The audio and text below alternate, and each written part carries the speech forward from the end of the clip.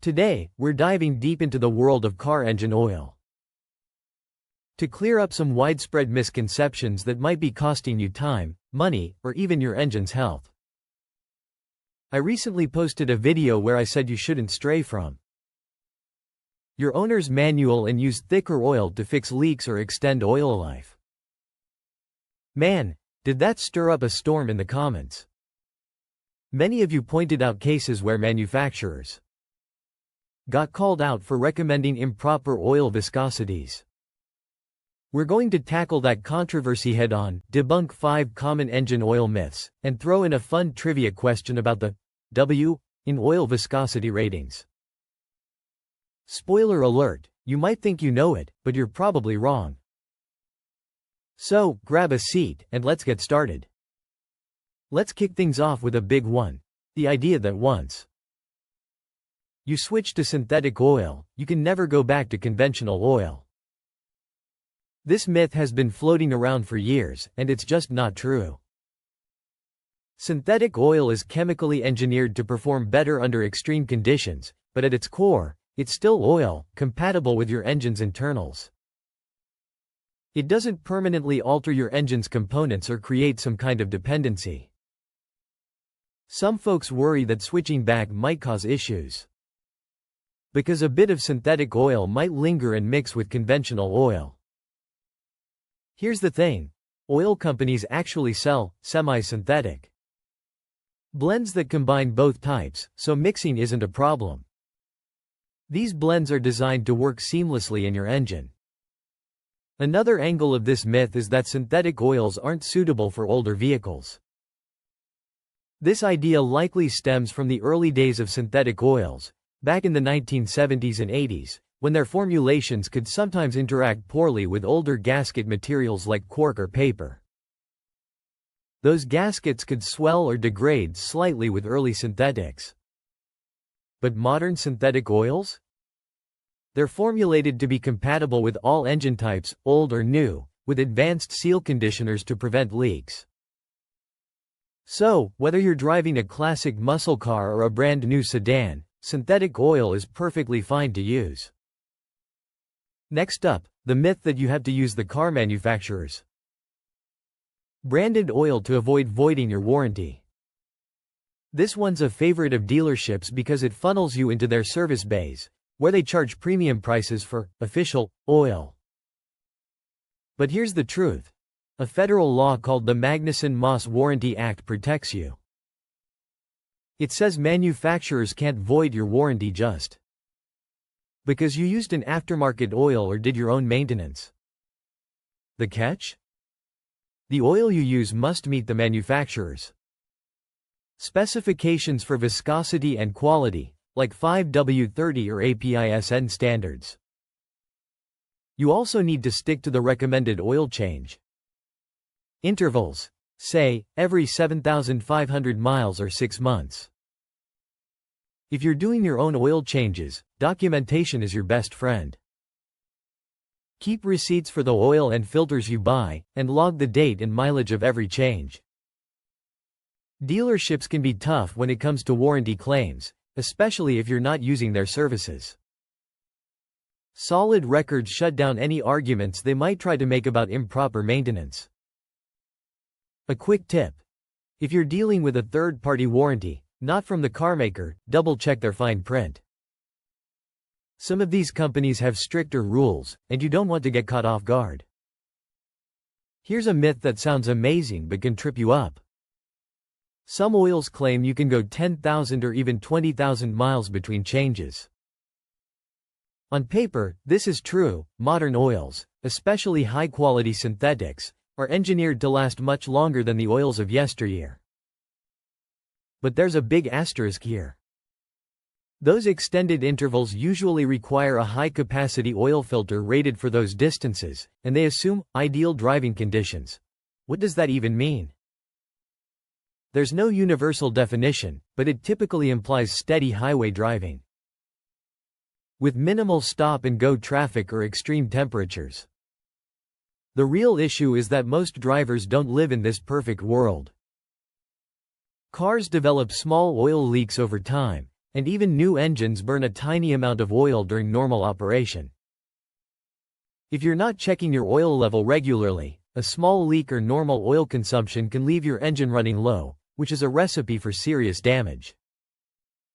For example, imagine you're using a 20,000-mile oil and don't check your dipstick for months.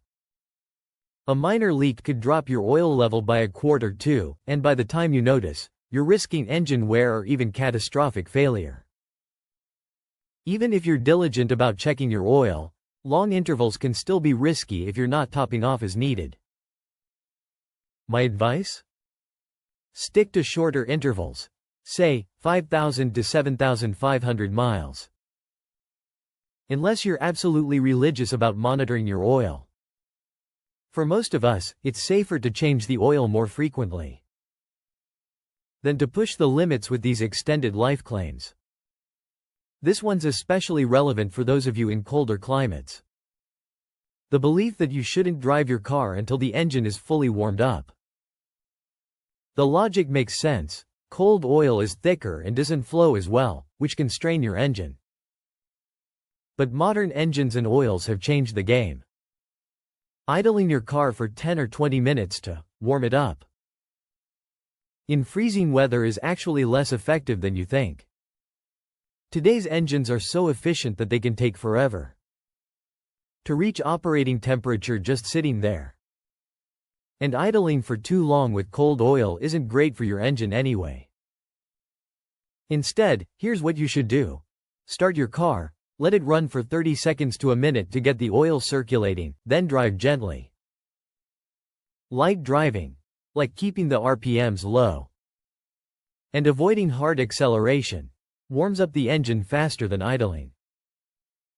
This gets the oil to its optimal viscosity sooner, ensuring proper lubrication. For example, a study by the Department of Energy found that gentle driving can warm an engine up to operating temperature in about half the time of idling in cold conditions. So, don't baby your car by letting it sit. Get moving. Just take it easy until the temperature gauge climbs. Another common misconception is that oil change intervals are solely based on mileage. So, if you don't drive much, you might think you can go years without changing your oil as long as you stay under the mileage limit, like 7,500 miles. Not so fast. Your owner's manual usually specifies both a mileage interval, e.g., 7,500 miles, and a time interval, e.g., 1 year, and there's a good reason for that. Engines are constantly heating up and cooling down, especially in colder climates or with short trips. This thermal cycling can cause condensation to form inside the engine, mixing tiny amounts of water with your oil. Over time, this moisture can degrade the oil's performance and even cause corrosion in your engine. Low-mileage drivers or those who only take short trips are especially at risk because the engine doesn't stay at operating temperature long enough to evaporate this moisture. For instance, if you only drive 3,000 miles a year, leaving the same oil in your engine for 3 or 4 years could lead to sludge buildup or other issues. That's why it's critical to change your oil at least once a year, regardless of mileage, to keep your engine healthy. Now, let's circle back to the controversy I mentioned at the start. The idea that you should ignore your owner's manual and use thicker oil to reduce leaks or protect your engine better. I got a lot of pushback on this, with some of you pointing to a 2025 GM recall involving hundreds of thousands of vehicles. In that case, GM identified a manufacturing defect causing premature crankshaft bearing wear in certain models. As part of the fix, they updated their oil viscosity recommendations to help protect affected engines still on the road. But let's be clear, this wasn't an issue of GM choosing the wrong oil initially, it was a hardware defect.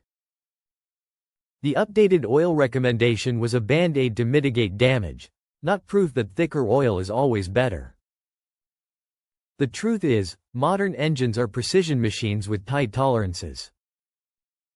Manufacturers spend millions engineering them to work with specific oil viscosities, like 0W20 or 5W30, to balance performance, fuel economy, and longevity. Using a thicker oil than recommended can increase resistance in the engine, reduce fuel efficiency, and even starve critical components of lubrication in some cases. For example, variable valve timing systems in newer engines rely on precise oil flow, and thicker oil can disrupt their operation. Unless you're towing heavy loads, racing, or running a heavily modified engine, sticking to the manual specs is the safest bet. I get it, car manufacturers sometimes prioritize fuel economy to meet regulations, which can lead to thinner oils that seem less protective. But going rogue and picking your own viscosity isn't the answer. If you're worried about oil leaks, address the root cause, worn gaskets or seals, rather than masking it with thicker oil, which might only delay the inevitable and cause other issues. Alright, time for that trivia question I teased earlier. What does the W stand for in oil viscosity ratings, like 5W30 or 10W40? If you said, wait, you're in good company, but you're wrong. According to industry experts, including major oil producers like Pennzoil, the W stands for winter. It refers to the oil's viscosity at cold temperatures, critical for ensuring your engine starts smoothly and gets proper lubrication in chilly conditions. The number before the W, like 5 or 10, indicates how well the oil flows at low temperatures, with lower numbers meaning better cold weather performance. Pretty cool, right? So, there you have it, 5 engine oil myths busted, some warranty tips to save you headaches, and a fun fact about the W in oil ratings. Engine oil is one of those things that seems simple but can spark endless debates. My takeaway? Stick to your owner's manual for oil specs and change intervals, keep good records if you're doing your own maintenance, and don't fall for the hype of miracle oils that promise unrealistic results. Your engine will thank you with years of reliable performance. If you found this helpful, give us a like, hit that subscribe button, and ring the notification bell so you don't miss our next deep dive into car maintenance. Got a myth you want us to tackle or a question about your car? Drop it in the comments below, and we'll see you in the next video.